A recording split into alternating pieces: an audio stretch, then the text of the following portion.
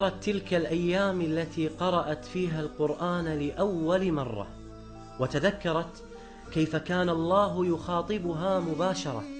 إنه شعور جميل وبنفس الوقت مؤثر.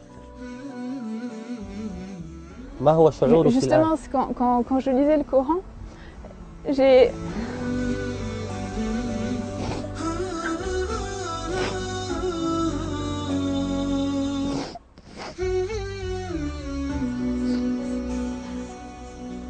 Je suis quelqu'un en général d'assez forte qui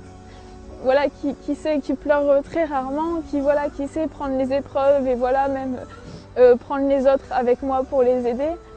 Et quand j'ai lu le Coran, j'ai eu la même sensation que quand je demandais de la vérité ou d'être rapprochée de ça, ou que si j'avais cette vérité, je ferais partie de ces gens-là.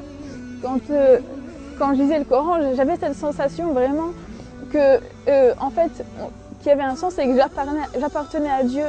Et voilà, c'est voilà ce que je ressens. Et ce que je ressens maintenant, voilà, c'est que c'est qu'on lui appartient et c'est qu'à lui que j'appartiens et que c'est une sensation énorme et que on peut être très riche ou puissant, mais sans lui on n'est rien.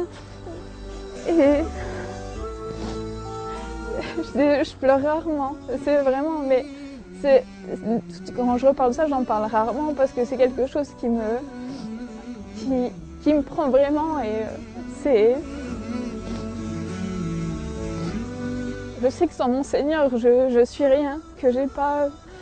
je sais pas à l'heure actuelle, si j'étais pas devenue musulmane, il y aurait aucun sens dans ma vie, qu'il y aurait pas...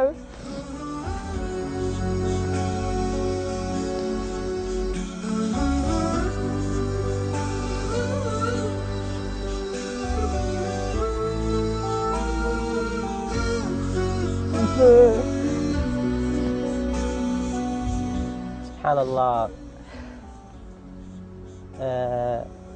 يعني أحيانا لما أجلس مع هؤلاء الذين دخلوا في الإسلام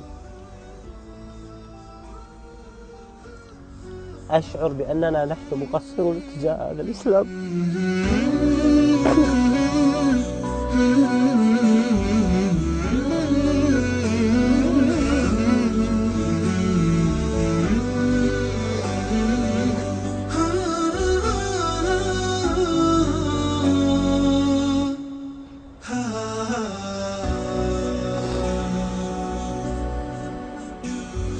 أقول ماذا قدمنا نحن للإسلام؟